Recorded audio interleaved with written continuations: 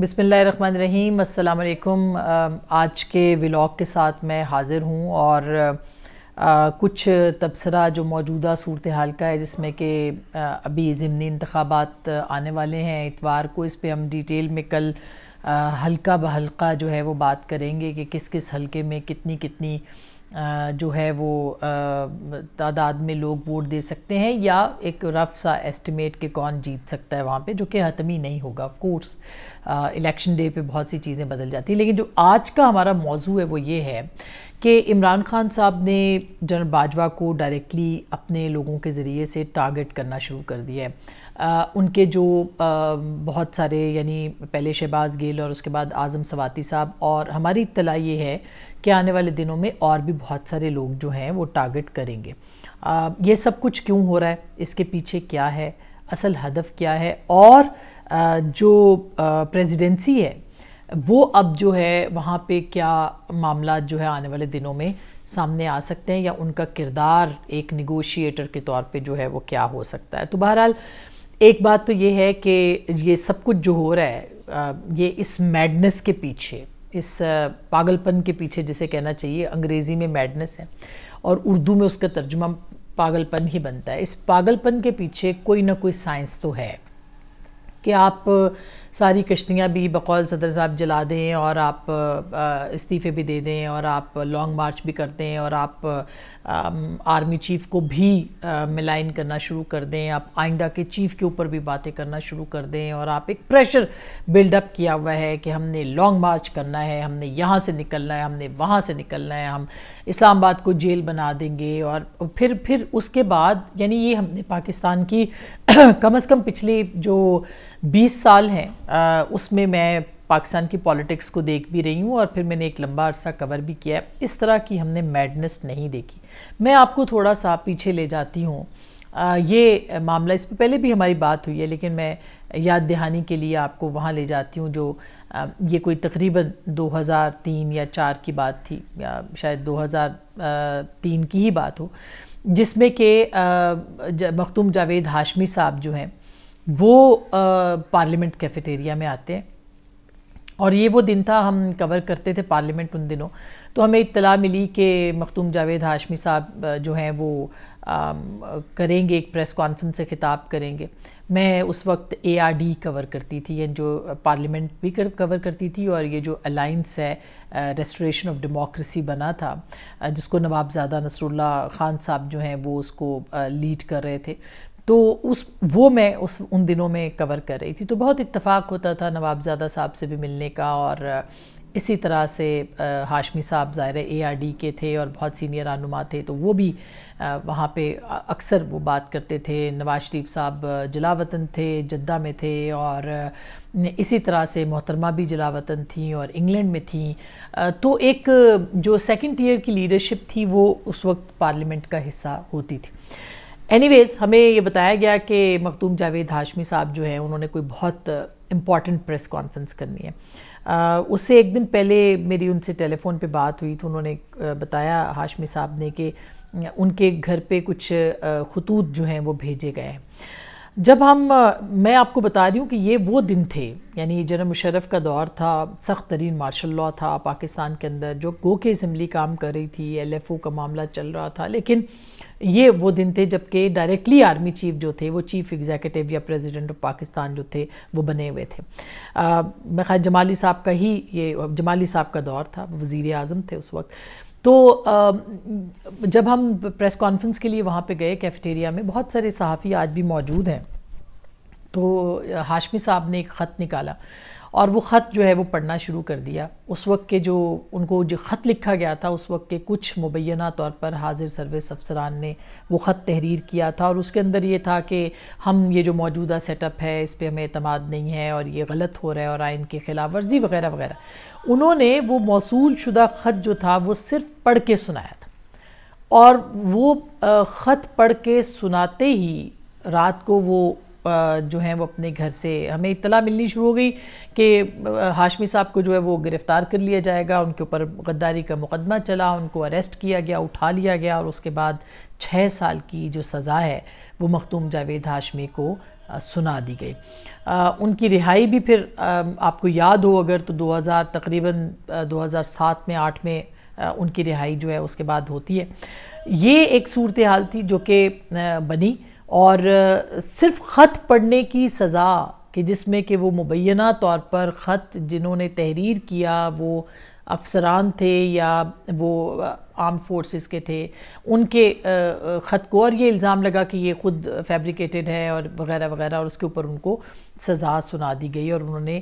Jail کی کال کوٹری میں کافی سال جو ہیں وہ بتائے۔ دوسری جانب ابھی ہم دیکھ رہے ہیں ایک زمانہ وہ تھا اور ایک زمانہ یہ ہے۔ اس زمانے کے اندر کیا ہوا ہے، اس زمانے میں یکے بعد دیگرے اس طرح کی باتیں ہوتی چلی جا رہی ہیں۔ یہ کوئی تنقید کرنا کوئی غلط بات نہیں ہے، مقدس گائے کوئی نہیں ہے اس اداروں کے اندر یا جو ہم نے بنائے ہوئے ہیں کہ فلاں، بالکل تنقید کرنی چاہیے۔ فوج کے سیاسی کردار کے اوپر ہم بھی تنقید کرتے ہیں اور یہ غیر آئینی کردار کے اوپر بات ہونی چاہیے، لیکن جو لب و لہجہ ہے یا الزام تراشی ہے وہ اس کے اوپر آپ کو بغیر ثبوتوں کے بات کرنا میرا خیال ہے کہ وہ انتہائی نامناسب ہے۔ اب سواتی صاحب نے جو کچھ کہا یہ کچھ ایسے نہیں ہے، کیونکہ اس سے پہلے بھی جو شہباز گل صاحب نے کہا تھا یہی الزام تھا کہ انہوں نے تقسیم کی تھی۔ ابھی بھی جو الزام لگا ہے سواتی صاحب کے اوپر وہ یہی ہے کہ انہوں نے رینکس اینڈ فائل کے اندر جو ہے وہ ایک تقسیم کی کوشش کی ہے۔ تو یہ کافی سنگین الزام ہے، لیکن بہرحال ان کے خلاف اب ایف آئی آر درج کی گئی ہے۔ تو کمپیریزن ہے دو وقتوں کا۔ اس وقت بے شک ڈکٹیٹرشپ نہیں ہے، اس میں کوئی دو رائے نہیں ہے، اور یہ بھی بات درست ہے، تاحال چند اکا دکا واقعات کے علاوہ کہ جو آپ کی اسٹیبلشمنٹ ہے وہ اس وقت غیر سیاسی ہے، اور عمران خان صاحب ان کو سیاسی کرنا چاہتے ہیں اور وہ ان کو نیوٹرل نہ رہنے کا مشورہ دے رہے ہیں، وہ ان سے مطالبات کر رہے ہیں۔ کل پھر انہوں نے نیوٹرلز کو چھیڑا ہے اور ان سے یہ کہا ہے کہ آپ نیوٹرل کیوں ہیں، اور جب اچھائی اور برائی ہو تو قرآن کہتا ہے کہ آپ اچھائی کے ساتھ ہو جائیں، یعنی اچھائی صرف عمران خان صاحب ہے، یعنی آئین صرف عمران خان صاحب ہے، یعنی قانون صرف عمران خان صاحب ہے۔ اور جیسے ہم پہلے کہتے ہیں کہ یہی عمران خان صاحب آج کل بہت چل بھی رہا ہے، ان کے پرانے جو مقولے تھے جنرل باجوہ کے لیے، کہ یہی عمران خان صاحب جب جنرل باجوہ ان کو فیسیلیٹیٹ کر رہے تھے، جب ان کے لیے مختلف ممالک کے سربراہان سے مل رہے تھے، جب ان کے لیے فارن پالیسی چلا رہے تھے، جب وہ الیکشن جب ہوا اس وقت کی جو صورتحال تھی، تب جنرل باجوہ بہت اچھے تھے۔ باجوہ ڈاکٹرن جو تھی وہ ان کو بڑی پسند تھی۔ ہم نے ایک دفعہ ان سے پوچھا تھا تو انہوں نے کہا باجوہ ڈاکٹرن کا مطلب یہ ہے کہ کوئی این آر او نہیں ملے گا چوروں کو وغیرہ وغیرہ، اور یہ اس کے اوپر انہوں نے اس کو اس طرح سے انٹرپریٹ کیا تھا۔ بہرحال ہمارا وہ سوال کچھ اور تھا، لیکن اس وقت جنرل باجوہ بہت اچھے تھے کیونکہ وہ جنرل باجوہ ان کے ساتھ کھڑے تھے اور پوری طرح سے ان کی مدد کر رہے تھے۔ اور اس کے بعد جو ججز ان کے اوپر ان کے ساتھ صادق اور امین ان کو کہتے رہے، وہ ججز بھی اچھے تھے۔ جو ججز نہیں کہتے وہ ججز برے ہوتے ہیں۔ جو صحافی ان کے ساتھ کھڑے ہیں اور ان کی بات کرتے ہیں اور ان کا بیانیہ بیان کرتے ہیں اور ان کے اوپر کوئی تنقید نہیں کرتے ہیں، وہ صحافی بھی بہت اچھے ہیں، اصل صحافی ہیں، سچے صحافی ہیں، جو آپ نے دیکھا بھی ان کے دائیں بائیں ابھی جو سیمینار ہوا، کبھی آپ نے دیکھا ہے کوئی انڈیپینڈنٹ جرنلسٹ جو ہے وہ انہوں نے بلایا ہو یا اس سے بات کی ہو یا اس کو سوال جواب کی ہو؟ پرائم منسٹر بننے کے بعد ہم جیسوں کو تو وہ انٹرویو دیتے تھے، مگر اس کے بعد نہیں دیا۔ تو بات یہ ہے کہ آپ اپنی مرضی کا آئین، اپنی مرضی کا چیف، اپنی مرضی کا چیف جسٹس، آپ اپنی مرضی کا صحافی اینکر، وہ آپ اپنی مرضی کا چاہتے ہیں، یہ کیسے ممکن ہو سکتا ہے؟ جب اس پہ تنقید ہو تو پھر پرابلم ہوتا ہے۔ تو اب اصل ہدف کیا ہے عمران خان صاحب کا، اس کے اوپر میں آنا چاہتی ہوں۔ ہدف یہ ہے عمران خان صاحب کا جو ابھی تک معلوم ہوتا ہے، اتنا پریشر بڑھا دو، اتنا پریشر بڑھا دو کہ نیگوسیشنز یا مذاکرات کے لیے اسٹیبلشمنٹ جو ہے وہ آپ کے دروازے پہ آ جائے۔ کیونکہ پچھلی جو 2 ملاقاتیں ہوئی تھی پریزیڈنسی کے اندر مبینہ طور پر، ان ملاقاتوں کا نتیجہ بہت صحیح نہیں نکلا تھا، اچھا نہیں نکلا تھا، بلکہ وہ مائنس پہ ہی نکلا تھا۔ اور مائنس کا مطلب یہ ہے کہ ان کا نتیجہ 0 نکلا تھا، کوئی ان کو فائدہ نہیں حاصل ہوا تھا، اور